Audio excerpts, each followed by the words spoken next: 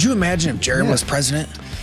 What do you think? It'd be interesting. It would be a very, very interesting. Yeah, but I listen though. presidency. You know, you guys would be my cabinet.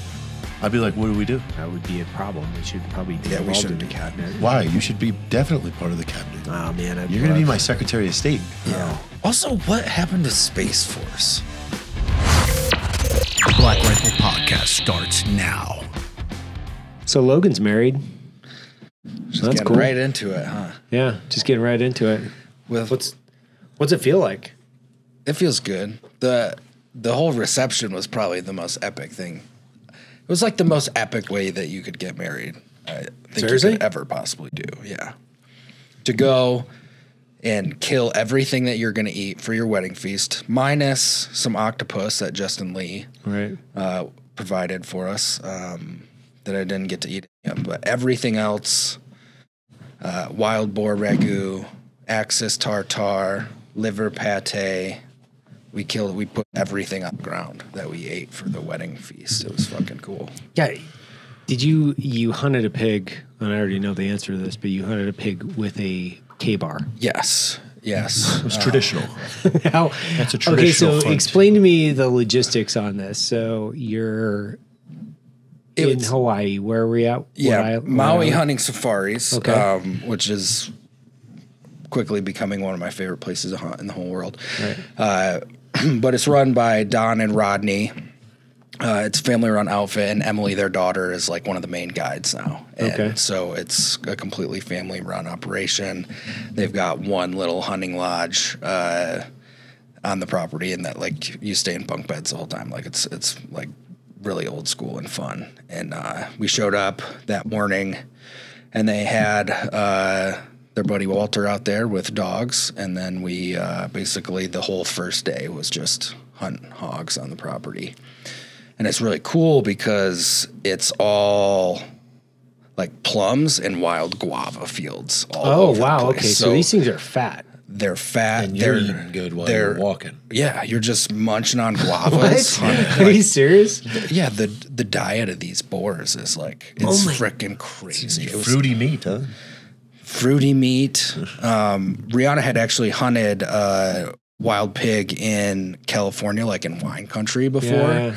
and that meat's really good. But this stuff was like so incredible, and they made a wild elk or wild boar ragu. So they like sous vide the hocks for like 6 hours, and then we cooked it over the open flame, shredded my it up, and gosh. then made a spaghetti sauce with it. Oh, dude, it was so good. What? Yeah. Yeah. Now that's kind of, now that I hear this, it's worth the flight. You know, when he had told me about this a few weeks ago, like, hey, I know it's last minute. food but do you wanna alone is fly worth to the Hawaii trip. for my wedding. I'm like, it's kind of not something you say a week out. Yeah. You know, It was like 3 weeks. It was like 3 weeks. My oldest birthday was that time, so I couldn't make it, or else I would have for sure. well, I mean, we need to commend him because this is his first and only. His only marriage. Yeah. Yeah, and wedding. Yeah. First Marine ever. Yeah. One First and only engagement, Yeah. first marriage. Yeah. Like, this is This is a big a deal. big deal. I Yeah. mean, honestly, we should write the Commandant of the Marine Corps because he probably should get a post, service award. Yeah. Something. We He'd should write him a probably have Navy another heart Achievement attack. or a Navy Commendation Medal. Yeah. We were just talking about this yesterday. Actually, JT and I were talking about this. We were talking about how that doctor a few years ago, you went in for you're having a stomach issue. And he's like, "Well, I think you have AIDS." That was fun. I was like, Just went from what? zero You to just went from like AIDS. 0 to AIDS. That's And a great like, title oh, for man, this I have some episode. stomach problems. That looked to me like you got the AIDS, bud. It has to That's- remember this, 0 to AIDS. That's the title of this one. real quick. Yeah, it was so funny when I went in there too. He was like, I mean, he came to all sorts of conclusions right off the gate just by asking me a couple questions. But he was like, he's like, I'm really worried about you. We're gonna run a whole bunch of blood tests. He's like, do you want to hang out, or should we just like call you whenever for the results? I'm like, I'm not moving from this chair, you frickin' prick, until you come back with these blood. We're like, what kind of doctor does that? Oh, man. I think it's Ass hilarious. I think it's almost like a skit. One of the skit doctors is just like, well, I think you have AIDS. And they're like, what? Well, I don't know. I'm just saying, like, What happened? My eye is like fucking burning. And I'm touching it. Oh, because of I have that Firecracker Farms salt all around this. Oh my place. god, dude! What the fuck? Like, this is like I was using that on here the other day. Like, oh yeah, you don't touch anything around here. Come on, man. All I touched was the mic, man. Yeah. I think I can see some on the table right there. It's in my eye. Oh, I got my gosh. dad some of that for Christmas. Go. It's amazing. It's wild, man. Look at JT's having a whole fucking fit. Listen, Firecracker Farms hot salt is great. He's probably allergic to it too. When it's in your eye. It does. Oh, it really hurts. It's yeah, it's a big deal. Like, look at his eyeball right now. It is like Firecracker Farms red. Yeah. Yeah. Thank you for this. Yeah, you're so welcome. I'm really glad. To show up today on the show, ladies and gentlemen.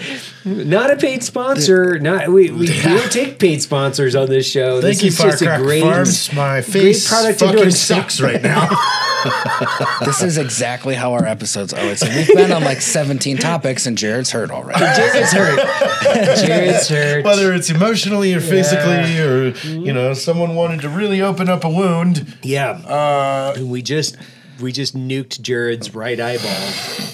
But you were supposed to do a show with Shantosh. Yeah, he'll come in tomorrow. Yeah, because we're in the middle of the really bad weather. That's supposed to, I mean, it hasn't started yet. Well, I keep looking and there's Your sun. eyes. Listen, just ignore it for right now. I'm ignoring it. All right, You I are. could be throwing a much larger fit right now that was congruent to what is happening to my face, but I'm not. Dude, did I tell you? Have I told you guys about the first time I ever saw Shantosh? No, where were you? Okay, so we were in 2-5 together, which was What? my first I unit. didn't know that. Yeah. And so I believe we were in Kuwait. We were either in Kuwait or Bahrain or Jordan. We were in one of the first One of the stops. places, yeah. And it was the first part of my first deployment.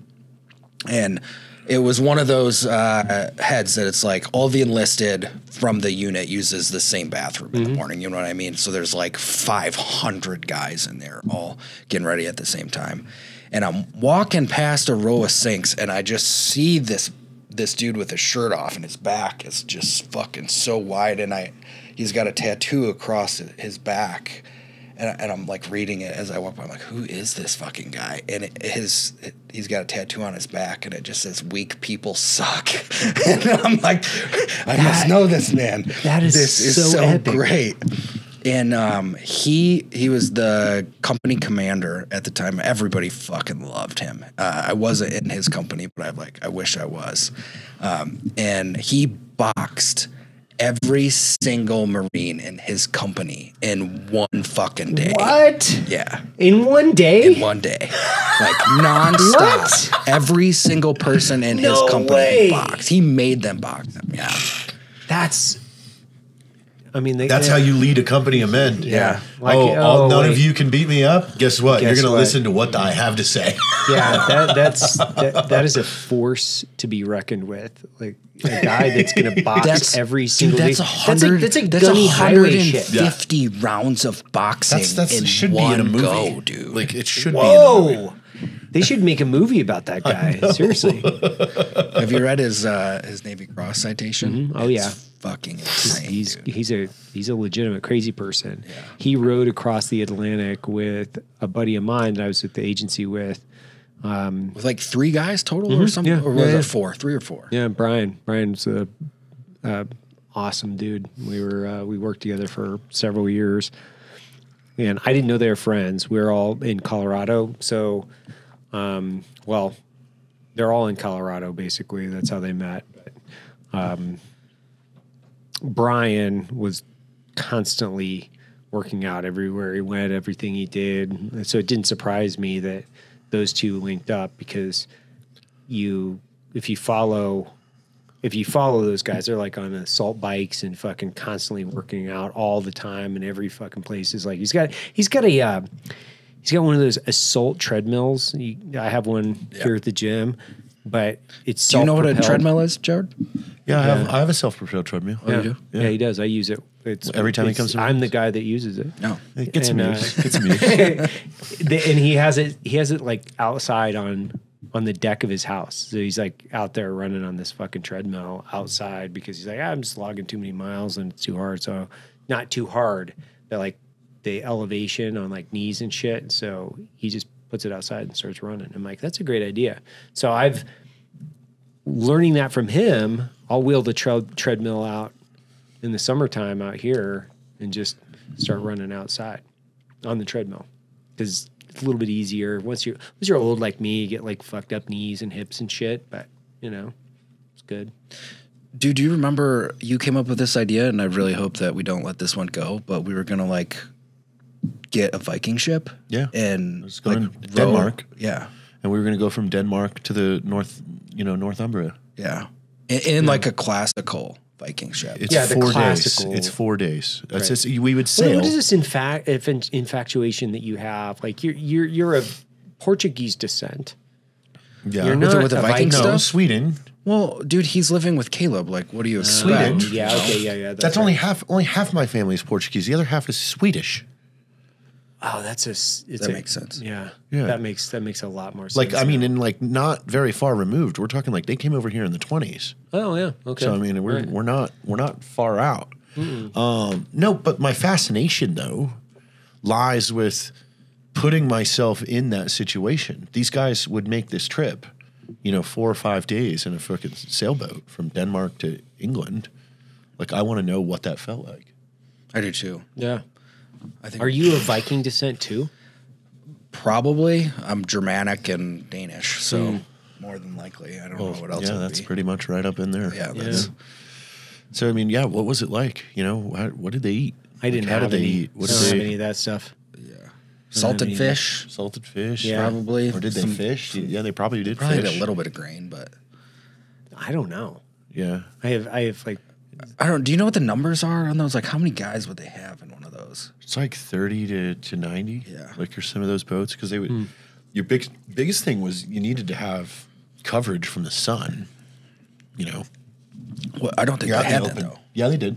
They did. They had. They did? They would build this thing that just, covered it was just like canvas, cloth, Right. whatever, or furs but yeah, you're not going to go spend 5 days in the open ocean with the sun beating on your head. no. That's how you, That's how you get skin sunburn. cancer. Yeah. Yeah, I think how that's you- what they were really concerned about. Yeah. Did you watch the series Vikings? Yeah. Yeah. The Vikings one, and you brought up Barry Sadler earlier today, who his song. I think I brought this up before, The but Ballad of the Green Berets. Ballad of the Green Beret. That was the number 2 song in 1966. Wow. On all the charts. Number 2. And That's then, insane. did you know he came up with this series called Casca, the book series? No. It's I think I do remember reading about him, and yeah, he wrote a fictional book series. Yeah. And wasn't it about where like a soldier was in different time periods or Yeah, something? yeah. It's really cool. And it's Longinus, who he basically was the Roman soldier that stabbed Christ on the cross. Oh wow. And he's cursed with being an immortal soldier. So he goes through all of human history that's wild. as Such a a soldier. Such a good series. It's Is it- so and is it incredible. I'm on well- book is 6 it well now. written? Oh yeah, Okay. it's like these 300-page Pulp Fiction books that you Yeah. can burn through one of them in a day. Okay. They're And there's frickin' 6 brilliant. of them or 8 of them or how many? Oh, he wrote 22. Oh God. And then they picked him up after he was killed in like a really weird way. Or he got into some crazy shit later in life. He was living in Central America for a while, and then he shot a guy in the head, and then he got shot in the head.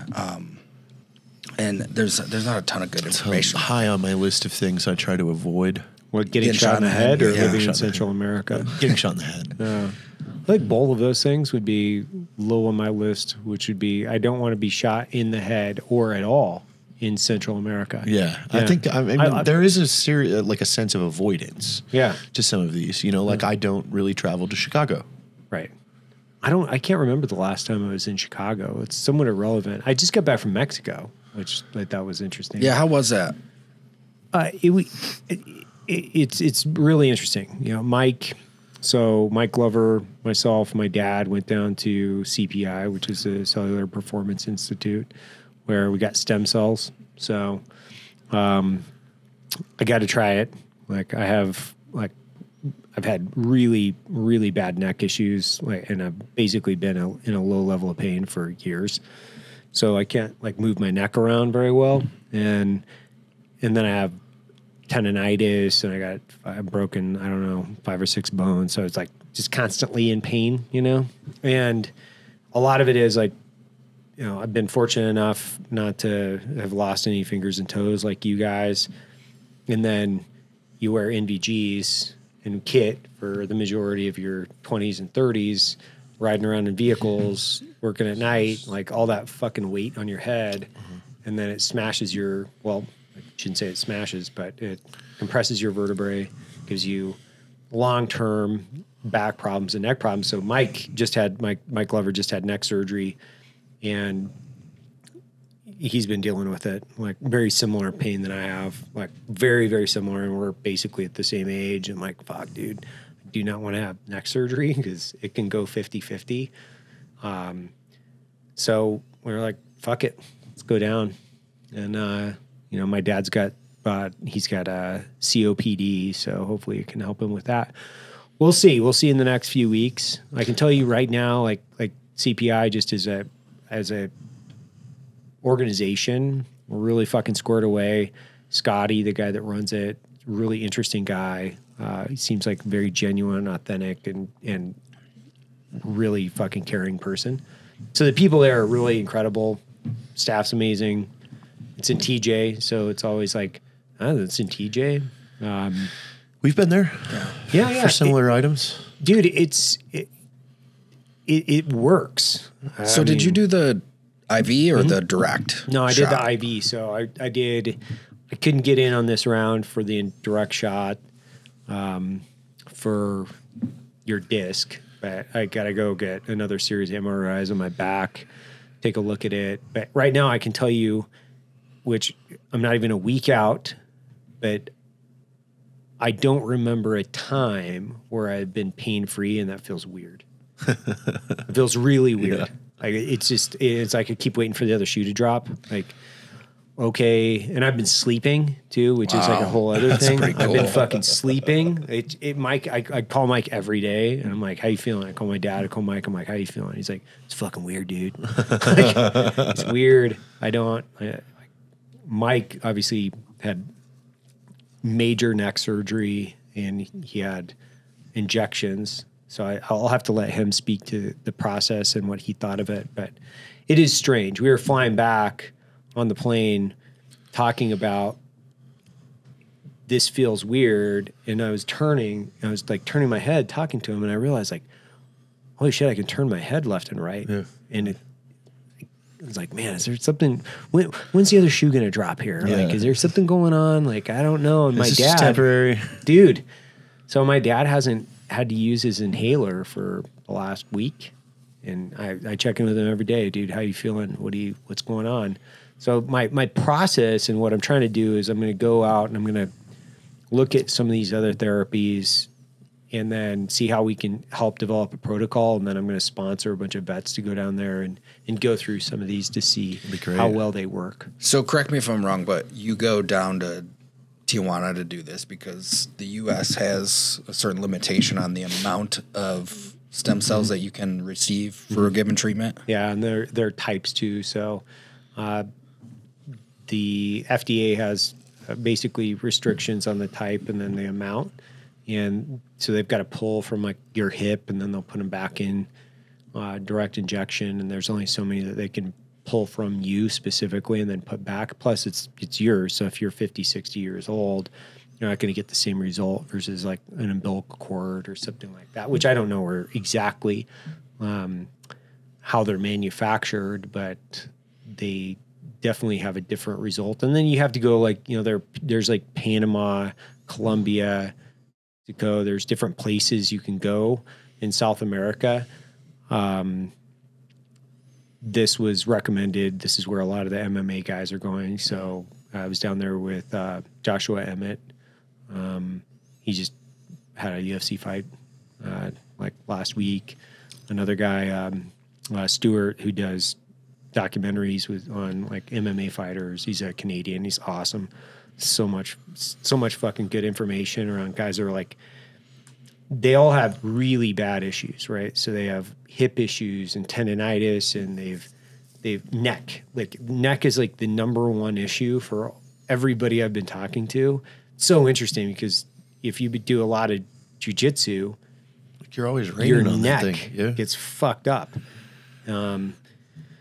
So the guys, a lot of the fighters are seeing huge results.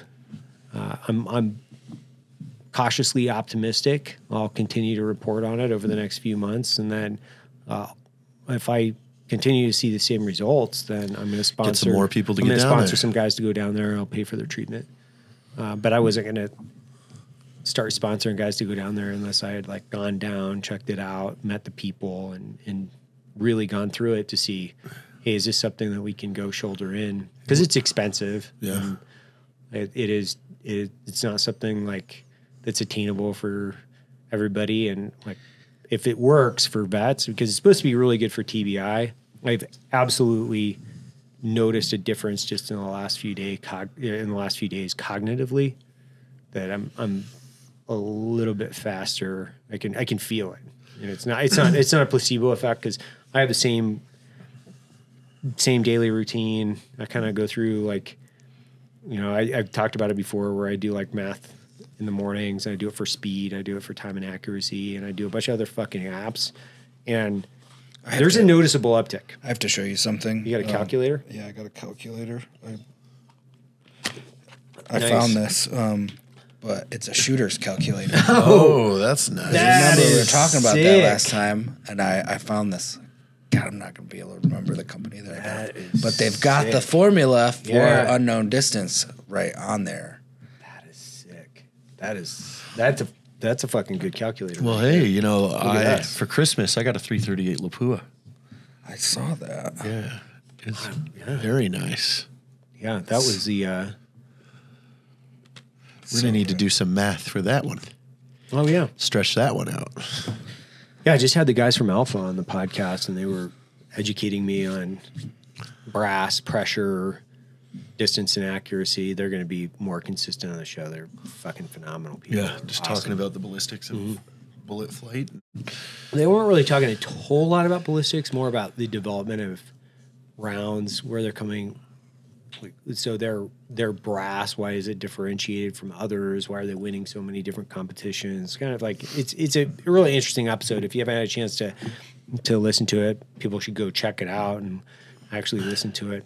And they kind of went through the evolution. Like, where do these rounds come from? Like 6 GT or 7 SOM, all these crazy fucking rounds. And they're like, oh yeah, it's just a lot of guys tinkering and figuring out how to like increase shoulder width or whatever, right? Yeah, and it's crazy how much it's evolved in the last 10 years. Yeah. It's like when I was in, we shot 308 in 50 cal, and that was pretty much it. That was it. And now they've got so many different calibers. that Well, it's they're because taking everybody around. has real access to the equipment to do this stuff now, because reloading is a popular thing. Like, it's the same thing with the film industry and camera industry. If you rewind the clock back, or let's just take podcasts for example.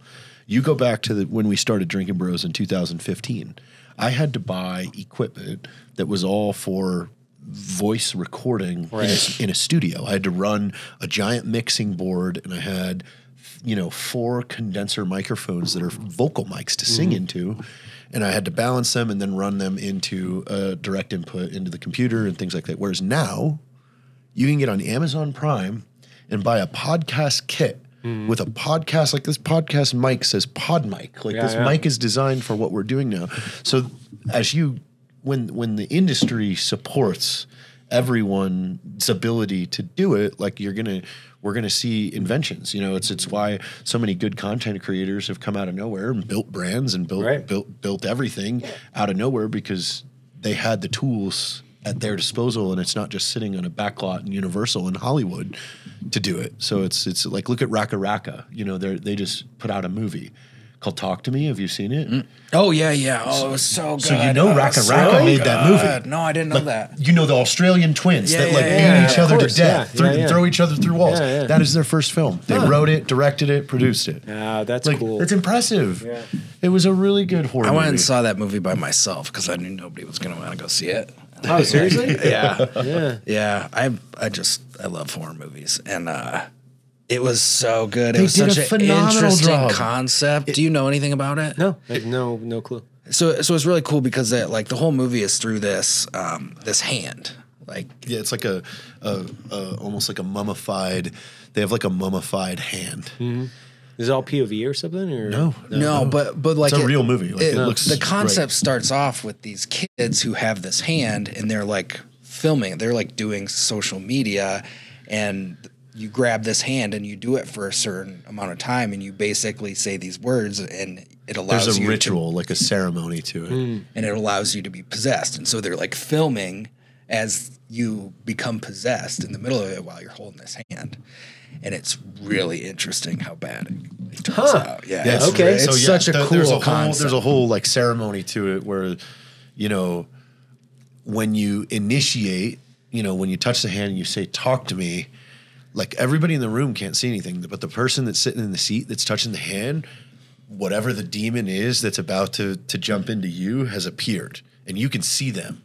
And then you say the words that invites them in, and then you have to have a candle, and when they have a way to get them out, and there's only there's a certain amount of time that they're like, hey, we can't go over 90 seconds. Right. Like we don't know what happens after that. Yeah. So like these people fucking flip out because they're possessed by these crazy dead monsters, and then it gets really spooky. But the plot is so original. It's like the twins aren't in the movie at all. Right. Like they just wrote this phenomenal movie and put it out. That's cool. Yeah, because not very many decent films are coming out anymore, it seems like. And like I saw that, I was like, this is like an actual original, cool, modern concept.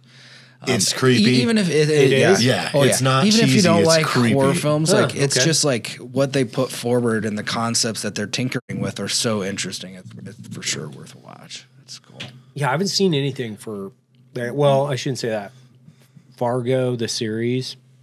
Have you seen it? I haven't watched the series.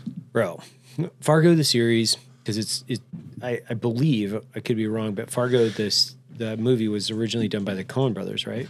Mm-hmm. And then they did a series for Amazon, and I think there's five series, so there's 5 years of it, and I'm working my way through right now on the fifth, or the most recent, and it's really, really fucking good. Like the main character in this season, as far as like the bad guy, is the main actor from Mad Men. John Hamm. Yeah, John Hamm, and he does a great job as being a colossal prick. It's awesome. It's so good. And then they've had previous seasons, they had like Billy Bob Thornton, he was the bad guy, and they've had like really cool characters that, and it the other thing is it says it, I don't know how true it is, but it's gotta be, because they say it up front at the beginning of every episode, which is, this is a true story. The only thing that has been modified are the names.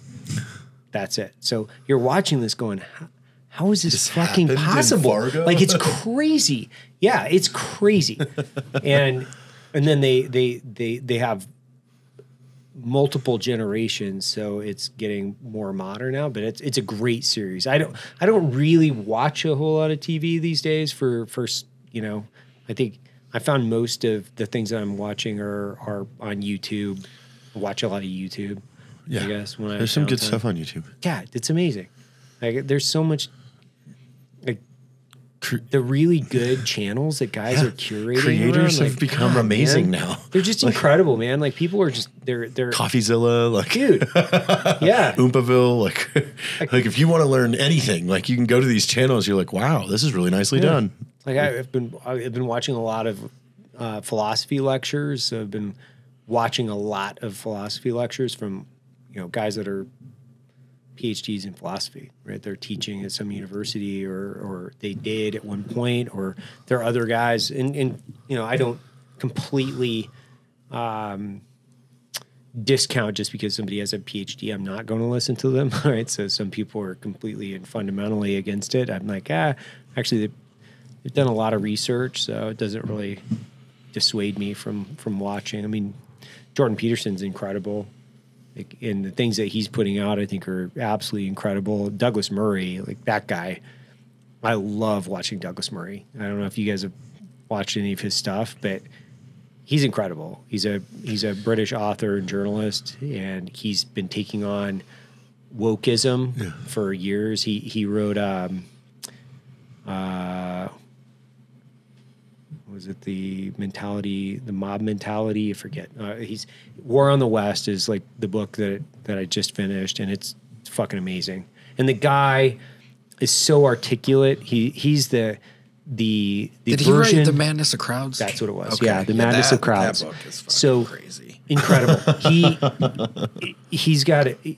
They'll post lectures and then debates. So he's debating people. And I mentioned this on Joe's podcast, the monk debates. I've been watching a ton of these debates where they'll bring in the, we'll say more aligned politically left and political right. And you just, I thoroughly enjoy them because it's like watching an intellectual MMA match, and you're seeing the two parties go back and forth, and you're obviously listening to their point for point, and you can see and hear how, oh, these fucking dudes are going to hang themselves. Just like in a fight. Like, oh my God, you just opened yourself up where you're just going to get destroyed. Yeah. Well, and because Your flaws it's in the so logic. And to be fair, like, this woke philosophy is so fundamentally flawed. There's so many holes in it. It's just, you can't even. Well, there's no solution. No, They're not that's the biggest thing. It's just like so ridiculous. The one thing that you can prop up to, like one fundamental thing you can always look at the left is, I've never heard them offer a solution. They complain very well. They complain and want to change things, but there's never a solution of like, this would work better if we did this, and this is why. I don't hear that from that side ever. All they do is castigate, throw stones, and we need to get rid of this because of feelings and things of that nature. But there's no solution like that improves like the collective humanity. Yeah, I mean, I think they throw out a lot of. They've got some hypothesis, but nothing that's been tested. Data. It's just theory. It's just like bullshit theory that, if we did this, if everybody got a participation trophy, it would be a better world. You're like, not really. And I'm just using that as an oversimplified point, but it's just so ridiculous, and it's so easy to make fun of because it's counter intellectualism. It's counter being skeptics. It's counter progress. It's so easy. Yeah, it's like, and by the way, like, make skepticism cool, right? It's like, why isn't it cool? Like, question everything. Just be why can't we just question things and go, hey, actually, I don't know. And you should be doing it both on the left and the right. Who cares? Yeah, who fucking cares what party and what jersey they're running? Question the shit out of them. Like, that's your job. Like, try to find the right answers. And if somebody starts pushing back, saying like, "Oh, we don't need to do that because it's just the right thing to do," yeah, because absolutes are fine with me. Like, no, like rules are made to be updated via like new situations, via new experience. Like, to if you take the 7-8 from Vietnam, it's changed a lot. That does not translate to Baghdad. No. Some things do, right? Yeah. I mean, like speed, surprise, violence of action, like fire superiority, elevation. Some things do. But principles of warfare, essentially, as long as like projectiles have been thrown around, like some of them stand true. But like tactics and techniques, you can change those like underwear. And you're supposed to be updating. You're supposed to be modifying for the current situation. So Well, I mean, look at where it seems like it's gotten us, which is we're on the precipice of a election year, and it's like we don't even know if we're going to have debates anymore. No, like it's crazy to me. No. What happened to like intellectual discourse and debate? Like, why have we decided that it's okay that's no longer to tell somebody a thing? they're wrong? Well, yeah, because if somebody's always being offended, and it doesn't matter because it whether it's left or right or in the middle, and if you're like, oh, I'm offended, okay, sorry, fuck off. Like, who cares? Like, last time I checked, and I don't want to be like, that old guy, but it's like, you remember like sticks and stones, break your bones, but words will never hurt me. It's like, man, I'll tell you what. Country of fucking whiners, man. It's just like, or defend your position. Chill out. Saying I'm offended, like you did nothing. Defend your position. Yeah. Why? Why is that offensive? Like, and what does that have to do with you? Right. Like, because a lot of this is third party offense.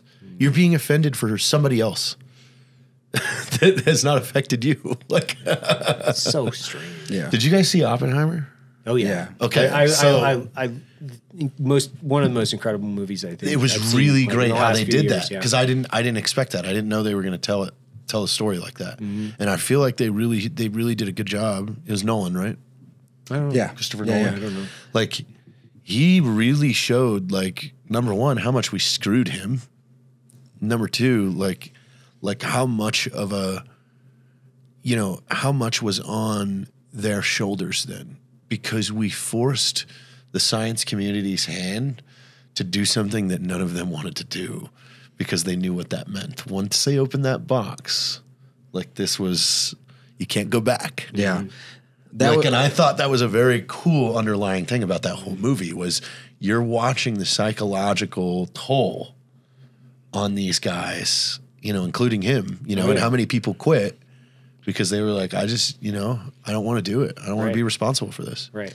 Yeah, and I didn't realize what blew me away about that whole storyline was the possibility when they're coming up with these equations, like we may end the entire, we may blow up the universe. I was like, what? Set fire to the fucking atmosphere. What? And we still tested it. Yeah, we're like, there's a 1% possibility. Do you realize that though? Set fire to the atmosphere. What? And you're telling me this now, like before we press the button? Yeah, man. I was like, we still tested it. And then we developed like 100+ nuclear weapons over the course of the next 20 years or something like that.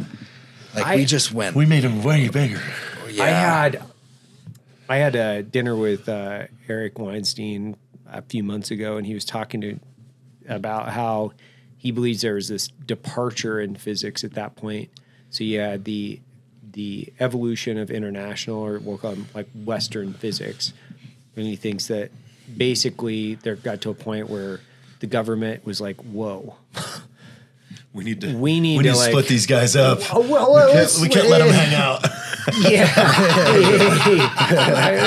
We can't unring some of these bells, and more importantly, we can't develop information, then propagate that information into the academic community, and then allow the international community and academic community continue to go kind of unilaterally seek out some of these weapons that could destroy the world. So it's interesting. I think he touched on it on a couple different podcasts, but I mean, obviously he's a super fucking intelligent guy. But his whole theory is like, yeah, we got to a point where everybody said we should maybe distract them with other things, maybe space travel. Yeah. That seems pretty cool. Hey guys, what about theoretical physics doing more like space stuff? Like, is there aliens? The whole reason for the space series aliens? was you know to what I get mean? the scientists obsessed with something else other than weapons of mass destruction. No, you guys are too good at this. Megatons? No, we're good at megatons. Like, we don't need teratons. Just gonna throw this out there. What do you think the possibility is about, like, gigatons. travel to other dimensions, right? Like, let's not concentrate on weapons so much. Yeah. Coming into the office, it's like, hey, you know how our last one was 50 megatons? I've created teratons. It's like, no, we do not want to blow up the western portion of the United States. I got a great idea. I found a new bomb that's made out of water. What? No. And it multiplies on itself. We don't need that. Brilliant mind. Think about space travel. Like the possibilities of aliens, You're whether or not they clearing exist. them out of the labs. Yeah. Hey, there's asbestos. We got to get you out of here. Yeah. We're taking you over to NASA. What's that? Is that where those Germans went? That's all the space race was. It was just distract them. Yeah. Stop making weapons, guys. Yeah. Stop thinking about Hey, it. Stop thinking about it. How do we get to the moon? That's an interesting question, right, fellas? Ooh, there's cheese. I don't know. There could be cheese on the moon. Let's find the cheese. Oh, I like cheese. Yeah. I like cheese, I and like the moon cheese. is right there. It's really cool.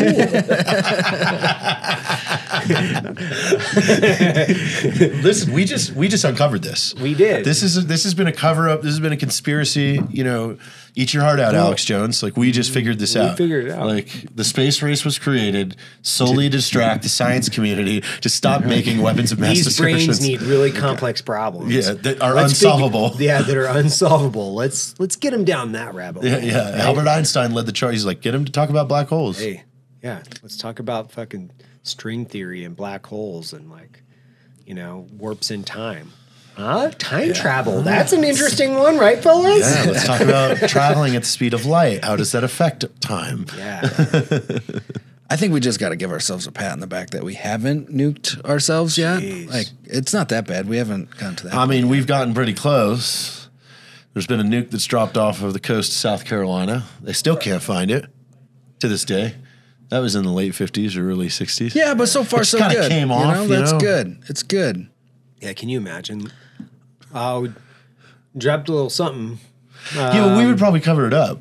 Yeah, Like, for sure. like if we accidentally dropped a nuke, we'd be like, "Oh, Russia did it!" And then here we go. But can you imagine? Like, you're in the military and you're down in the Marshall Islands, right? Yeah. Where they're just vaporizing the coral. Yeah, and Bikini fucking Island. Is that what it was sea, called? Bikini Island? Yeah, Or- yeah. I have a picture of one of the bombs. Yeah, We're literally it's right there, outside yeah. the office. But think about like your E4 Snuffy. You're like, hey, we want you to go down here and be on this ship, and in the ocean, you're going to be part of this whole new study. team of people. And It's Yeah. a study. You're going to watch this stuff. Yeah. Yeah. Here's a pair of Here's some sunglasses. sunglasses Yeah. and a sweater.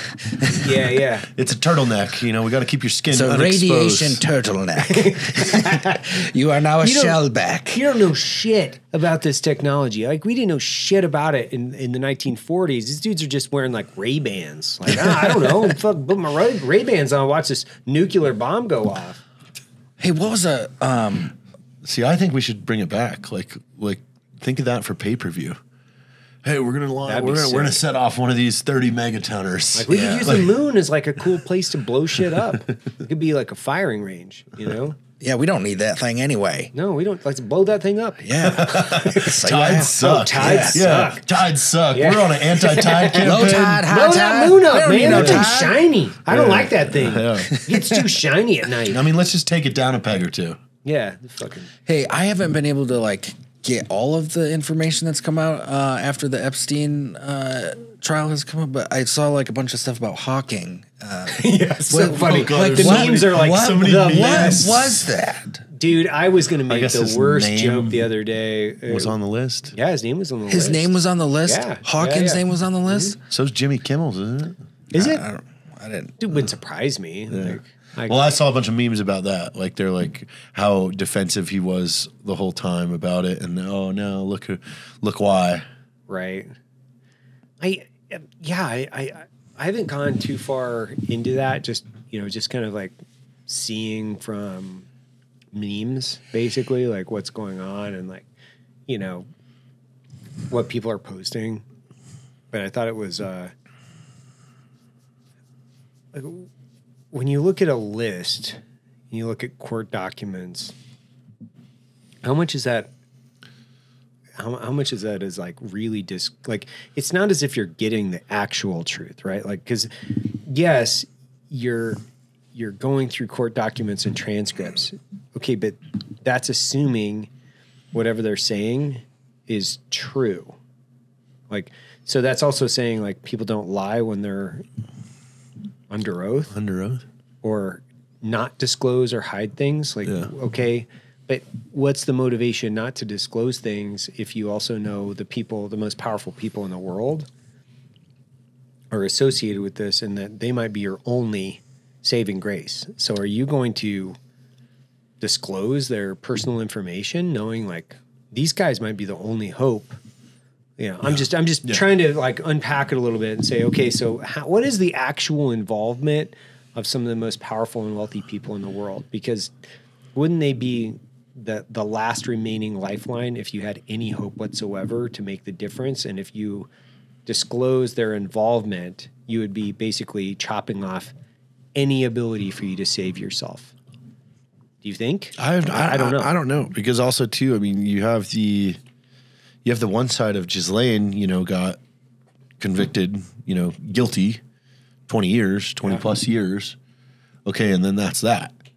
And then you have all these people that have supposedly been out there multiple times, with her, of accordance with her scheduling it or whatever. So it's like, are all of them just playing, oh, I didn't know anything? Like, her trial was pretty fast. It was, hey, yeah, you're guilty, get in.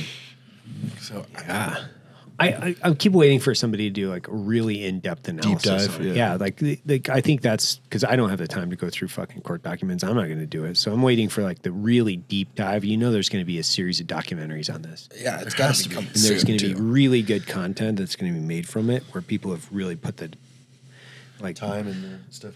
Yeah. Yeah. Again, like you got to look at the timing that's happening with this stuff. Like how we just discovered, they used the moon race to distract us from the. We just discovered that. I mean, honestly, can we name that? And then, do you guys also remember right when COVID was kind of like at its shittiest? Yeah, that was when they released those 3 videos of the UFOs. Mm-hmm. You remember that? Mm-hmm. Like they just are continually like, freaking dropping this stuff. They also are still like, yeah, dude, aliens are a normal thing. What are you guys talking about? And then everyone's like, what? What? Hold on. What are you talking about? I'm busy. I got a new iPhone. Yeah. I'm playing Angry Birds. Yeah, 14S is out, bro. Playing Angry Birds. New Zelda's dropping. Got shit to do. Yeah. Where are you guys sitting on Vivek right now? I haven't watched anything. I mean, I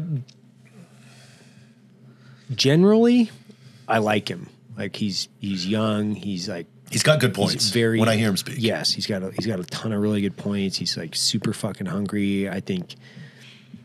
And he's young. We haven't done this before. What, 36? Yeah, something right. Like that. So he's like 36. He's older than that, isn't he? I think he's like 36, dude. Could be wrong. Like, look it up. Let's see how old he is. But he's young. He's really successful. He wrote a great book called Woke Inc. in preparation, I think, for this. I know a lot of people in his circle, to include his campaign manager, and everybody says really good things about him. Like he's a good guy. Yeah. 38. He's my age. I was a couple years old. I'm just as smart as Vivek. Could you imagine if Jared was president? What do you think? It'd be interesting. It would be a very, very interesting. Yeah, but I listen though. You guys would be my cabinet. I'd be like, what do we do? That would be a problem. We should probably be involved in the cabinet. Why? You should be definitely part of the cabinet. Oh man, you're going to be my Secretary of State. Yeah. Oh. Also, what happened to Space Force? I'm jumping around. It's still going. I know it's still going. But what? It's still going. Why? It's doing satellites and stuff. What are they doing? Like doing cool stuff, space stuff. So you're Secretary of State. That would be good, right? Foreign relations. You can foreign relate. I think I'd rather be like the director, right? Of CIA. Yeah, that's it. That's what you would want. Yeah. Would I be able to give you? I don't think you could. Would I be able to give you more power? Am I authorized as the president to be like, hey, I want to roll this back to like around the 1950s? No, but I think that was like part of what Trump tried with some of these guys, like General Flynn. He was known as the guy that like he really reformed the DIA. He had made some very pragmatic institutional changes, and we saw how that big machine pushes back. Yeah. They don't really like a lot of changes. Yeah. They don't like that, and they're galvanized against big changes. Big government is a real thing. Would you want to be Secretary of State? I think. Defense. No, energy. I think energy. That's a good energy. one. Yeah. You don't want to do war, huh? No. Who's going to be our war guy? You think Mike Glover? Ooh, that would be a Well, good one. because he's a tactician, plus he's emotional. Or he's Andy. prepared. Andy would just be like, Andy let's go to war. Yeah, Andy Sounds would be cool. like Yeah, let's kill those guys. every 2 days he'd be like, I'm starting a new war. Yeah. I'm like, what? Why? Like Secretary of War. He's like, listen, that's what. Yeah, we're going back to the names. Back then. exactly. Like, I'm the Secretary of War. Like this is what I do. Like if I'm doing my job, we're at war, boys. like, When you're a hammer, everything's a nail. You know. I mean, I think no. Andy would be my press secretary. Yeah, because he would that be a great press that would secretary. be the greatest. Yeah. It would warm my heart to watch him every day sit in a room with mainstream media and just be like, I'm sorry, say that again, you fucking idiot. Yeah. Oh, okay. Yeah. He'd be so dry. I would watch so the sarcastic. press conferences every day. Like, So I funny. kind of want to film this. Like, if Yeah. we just rebuilt the set and we just shoot on Andy, you never see the reverse, and it's just him Andy. just roasting the fuck. Like, that would be a good idea if you didn't live in stupid land. yeah. Apparently, you wore the stupid pants today. yeah. Yeah. Do you have a reminder? Is it written on your forearm to breathe? 3 doing good, seconds Andy. in, 3 seconds out. God, that would be. I want to watch that show. Yeah, that would be fun. Yeah. Yeah. I'll tell you, after spending a week with Glover, he is a lot of fun. Like, I mean, I spent a lot of time with Mike either way, but we had a blast. We were fucking laughing. Like, He is funny. we were laughing all the time. Like Like eighth graders. he is super fucking funny. Like that guy is so fun to be around. you with that. We're I've just, done and we're two just of those- ridiculous. I've Like, done we're just two of those weekends ridiculous. with him and Andy Oh where we my go gosh, man. speak and teach people stuff, and it is He- nonstop. Like Nonstop. Andy roasting Mike Yeah. for like kind of like being an airhead. Like and with throw my dad in the mix on that, where it's just like, oh man, like. You know, I was reading through the text. I'll just read some of those texts from my dad because like they're funny enough that I think we should probably read them. just because publish them. Yeah. It just sounds super funny, right?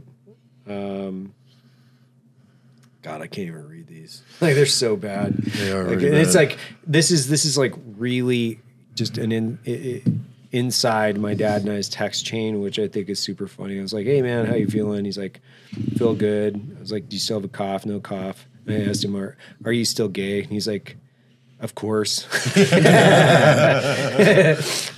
And then he's like, "Yeah." I was telling him, I was like, "Yeah, my previous injuries are hurting." And he's like, "Does your asshole hurt from getting?" I was like, "Yeah." Like it's just like back and forth with just like one dick joke after another, like just over and over. It was just my dad and I going back and forth around this. You know, my dad's 77 years old. He's still fucking hilarious. And we're still making the same jokes that we were making when I was like 16. You know, I grew up with him, right? So it was like most of my life was just my dad and I, him making fun of me as like a teenager, which explains a lot, by the way, but it's to the inside of my relationship with my father. Did you get that Volvo fixed? Oh God, the Volvo. The Volvo, like, Volvo. dude, I should. Oh, we still have that thing. I should fucking drop that off at his house. Oh God, that would be. But you should put it on the roof of his house. What do you think? Like the best prank you did on your dad? Would you say like growing up?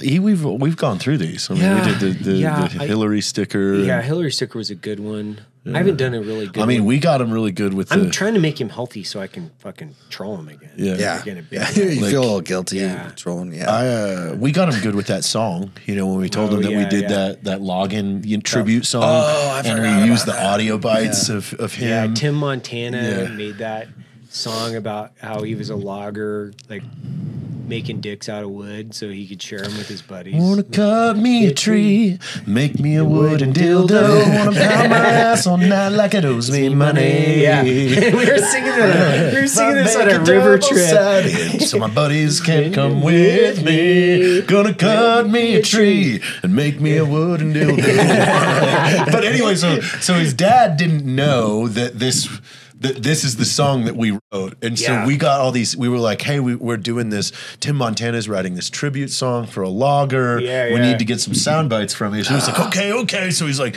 he gives us all these sound bites of how proud he was. So pumped. And then we're like, hey, your song's done. Like, we get it back from the producer. It goes through all the real studio style stuff. And, you know, the beginning is all like his dad giving these quotes. And his dad's like, oh my gosh. And then it starts with like string and cello music. And he's like, and then it comes into those lyrics. He's on the verge of tears. Like, and then he's thinking, it's like, these guys have done something so nice. They finally did something They finally nice. did this. And here, I'll just give you guys a little snippet of this. Yeah, I don't even think I have it on my new phone. Oh, I do. I got it. Yeah, see, it's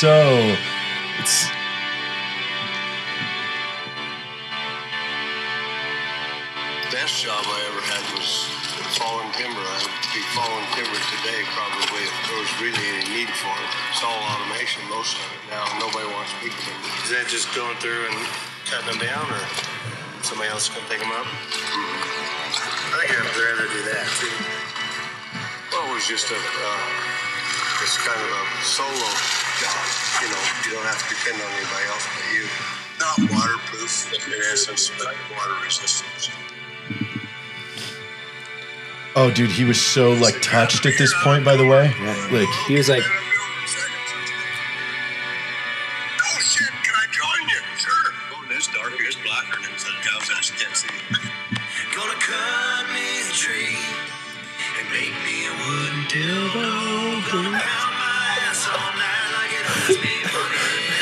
It's like the greatest troll ever. there's a girl harmonizing. Please can't come with me. Gonna cut me a tree and make me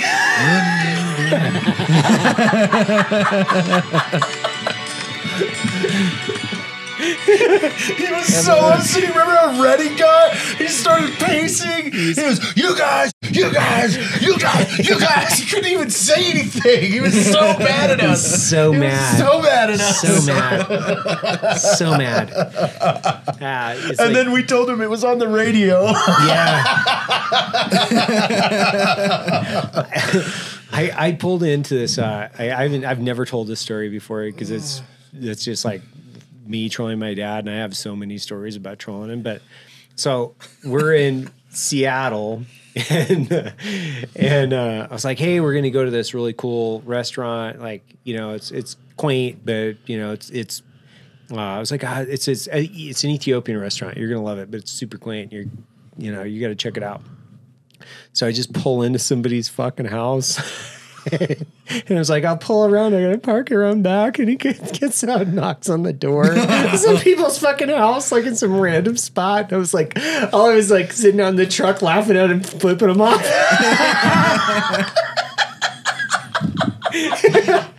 He was like, comes right, like He's arguing with him. Son of a bitch. He's arguing with the people in the house. Let me in. I'm ready to eat. Oh my gosh, man! Like, yeah. Reservation for two, please. Yeah.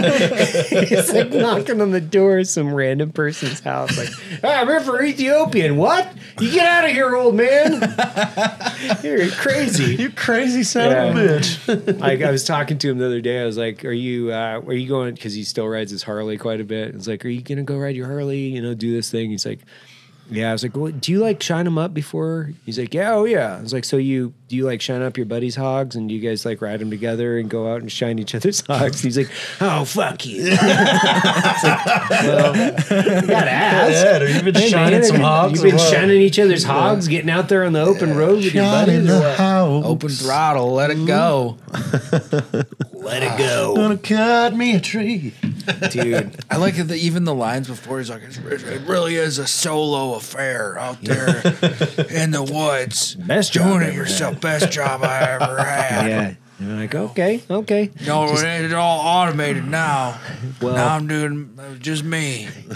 He was talking with another guy down at CPI, who was another logger, and they went on I had to walk away because they started talking about chainsaws, and they're like, "Oh, you remember that 0313 back?" And he just starts talking about chainsaws and this chainsaw or that chainsaw, and I'm like, I gotta get the fuck out of here. Like, I got shit I gotta do, man. I gotta go do something else. You know, a chainsaw at a molecular anything level. Else, yeah, anything.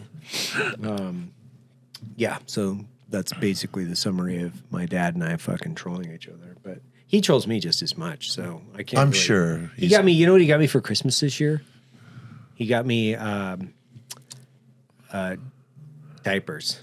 What? He just got me diapers. Diapers. Just got me a package of diapers. So I'm opening up presents in front of my children. I open up a present for my dad, and it's a package of diapers. He's like, "Oh, baby needs some diapers." I'm like, "Oh yeah, baby. Oh, baby needs some diapers." And I'm like, "You fucking crank." You're like, I own the deed to your house. It's just like I'm locking the door. it's just like, my kids, my girls are like, "Why did Grandpa get you diapers?" I'm like, "Don't worry we about can't. it." We Like, can't even. Grandpa and I unpack have that. a different relationship. You know? I'm like, all right.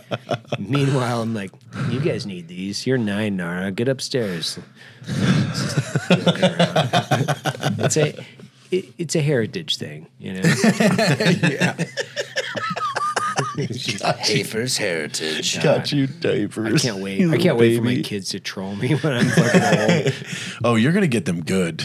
Oh, I mean, man. honestly, like, I can't wait to be at Nara's wedding and you give the speech. Oh, I can't wait. Hopefully, I'm alive that long. You know what I mean? You should be. I hope so. I mean, that's only like, it's not that Yeah, far. 10 years from now. Yeah, she's 10, so I don't know. 20 might be a bit early, but sure. 22. Yeah, we'll call you know, that. 12 Yeah. years from now. You fucking better be That's here a- 20 years I from now. think so, yeah. Jeez. I don't know. No, that's 12 years from now, Life not is 20 fucking- years from now. Either way. 12 Either years. way. You got 12 years. How old's your dad? 70? 59. Oh, shit. He's young. How old's your dad? Yeah, probably 65. Yeah. But his mom's still alive. My mom's still alive. I can't wait because we're gonna go huck. I'm gonna go huck him out of a plane in Normandy for the 80th anniversary. I can't wait to see that dude. Yeah, but get- he loves tandeming. I know. Like, it's not even like a troll anymore. He's just like, No, I he got loves 6 tandems I in today. can't wait. It's gonna be awesome. He's gonna have a blast, man. Like he's gonna have a blast. Like, did he get a tandem when we were in Arizona? I Yeah, he can't got remember. 2 in a day. Because that's right. we were making fun of him like, Jesus. Yeah, at least 2. Yeah, he's like, I'm going Yeah, again. he's going again. Yeah. So he had 2 before that, so he's up to like 4, I think, so far. 4 tandems. Yeah. He's gonna be down in Lake Havasu. That's where he's moving to. He's gonna With go his down to Del Sol. I guess. I don't know what he's doing, man. He has his convertible CRX. Is he still dating that one chick? No. No, that's too bad.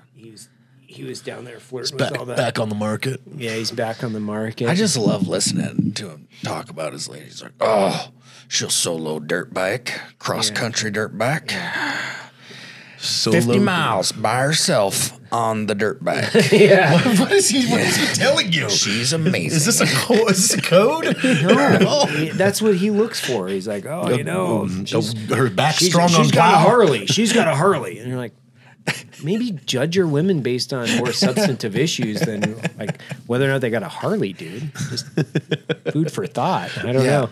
I was trying to force feed him some ladies down there in that were in the Clinic? CPI with us. I was like, yeah, I'll go talk to her. What are you doing? He's like, oh, well, why you try to do that to me? I'm like, come on, man. Like, what are you doing? Yeah, what are you doing? What are we Like, doing? You're not getting any younger. What are you doing? Yeah. I mean, you can, based off the amount of ladies he's got in the mix, though, his libido is not having any issues, which is just good to know. That's good to know. And you're still 77, still getting after it. Yeah. Oh man, You still got a donkey stable? My wife's so lucky. Lucky. Lucky her. You just point to your dad, to your. Be like, that's what you got to look forward to. You're lucky. No, I do. I do that all the time. I'm like, hey, belt and suspenders. That's what you got in your future. Check that out. Double up. Double bubble. Double bubble. Yeah. What's first on the kind of the wedding priorities post wedding? Like what do you do now? What's the Once, big? life's over. What are you looking forward to? Is like the hunts, like you guys went on some amazing hunts this year. So what are you guys like thinking about hunt wise? I don't know. We're in uncharted territory here. I don't know what to do anymore. You guys have anything like you want to go out, like a hunt that you want to do, like Bob Marshall or some fucking crazy hunt that you want to do together? I mean, there's a whole bunch of stuff we want to do, but like, I don't know. We did so much leading up to this that we were like, we don't have anything planned right now. Like maybe they'll take up cool. knitting or a little sedentary life. crochet. Yeah. Painting. Some doilies. Yeah, I don't Painting. know. You can do some painting. Trying to see if we're gonna move back to Utah Yeah, first. that's a good idea. Try and get that old bell and whistle taken care of first before we. Yeah, I'll be the only one left in Texas. So I can't go anywhere. No. It's too much construction. Yeah. Yeah, you got a compound. You got too many farm animals. I just built a shed too. Like I can't go anywhere. I just got a shed done. What's your I was going to ask you guys, what's your recommended, because you work with vets, you're on their board. Yeah.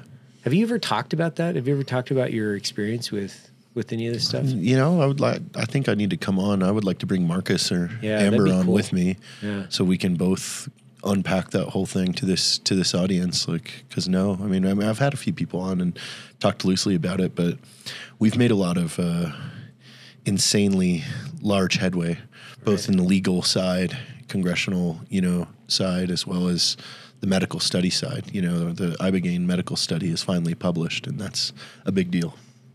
Yeah, I think that there's this undercurrent of psychedelic use in the medical world. I think a lot of it, honestly, is being led by veterans. Yeah, tipping point has already happened. Yeah. It's everything's sliding. It's a bipartisan issue. Both sides of the fence are for it. Mm-hmm. So now it's just a matter of time and seeing where we can get with it. Yeah, I think it's a good thing for veterans to kind of take point on, because in a lot of ways you don't have much to lose, but you also have the most to gain. Mm-hmm. And you kind of need it's a courageous act, I think, to go through some of this stuff. You talk about some of your experiences that you've had, whether that be with psilocybin or Ibogaine or DMT. And it's kind of scary shit for a lot of people to hear you talk about these things. You know what I mean? But I think guys who have, been down range or have gone through some of the mental issues that they've had in their life are pretty well suited to kind of go into this uncharted territory. And I'm really interested to see where it goes in the next 10 years as they're starting to, there's people and organizations that are talking about mapping the DMT space right now and trying to do that. Oh. And, move forward and do extended state DMT trips. Like, could you imagine that? Yeah, they've been slow dripping you 5-MeO and keeping somebody in that state for an hour plus. Which, could you imagine? You imagine I've 10 hours done in DMT, that? but I would imagine that it's like, it makes you wonder, like, I've heard lots of stories. As far as exploration goes, like we've gone to just about everywhere on Earth that you can go. And is this the next frontier? Is this the final frontier that we're going to be going into? Is this like the true travel to different dimensions? Is through things like this, and it's kind of exciting. Yeah, have you ever talked about your ayahuasca in open forum, like on podcasts or anything? Yeah, a little bit. But it's one of those things. People are either there's a very small percentage of people that are like turned on to it and curious about it. But most people, I think it's just a little bit past them to like really have an interest in it, because I don't think that a lot of people feel like they need it or are interested or it's scary. And you're starting to see a lot more people in certain discovery spaces. Like I think of Graham Hancock, who's really become mainstream over the last decade, who's done ayahuasca 200 different times. 200 times, really? Yeah, he's done it a lot. But it's funny, you look at him and how much he has moved forward. The ancient civilizations conversation over the course of the last few years here is coming from a guy who's written books about communicating through his mind with different dimensions and different time periods. He's written a number of nonfiction books, but he also wrote a fiction book about this person in the modern era who's sharing brain space with like a cave person, and they're like living parallel existences. That stuff doesn't come unless without the influence of DMT and ayahuasca there. And I'm curious. Like, I would definitely throw my hand in the ring as far as one of these extended state DMT trips. Really? Yeah. I'm totally down to give that a shot. And I think I was talking to you about it. I haven't done anything in a while, which is also a good thing. You do this stuff for a while, or you do it a couple different times. Stuck in the freaking middle ground. Either that, or sometimes I think you're just like, which is, the point of it in a lot of ways is like, feel like you don't need to do it anymore. It serves its purpose. Right. You deal with all of your mental angst or demons or whatever you want to call it, and then you don't really feel like you need to do it anymore. And then it just kind of becomes an explorative thing, but you don't necessarily have to go back into that. But it does feel like a place. It feels like a location that you can go to that is dimensional. And the more you do it, the more kind of similarities that you start to see pop up in some similar things, which is freaky to have to contemplate that for a little bit. And some of the stuff that you start seeing within that space, it offers up as many questions as it does answers.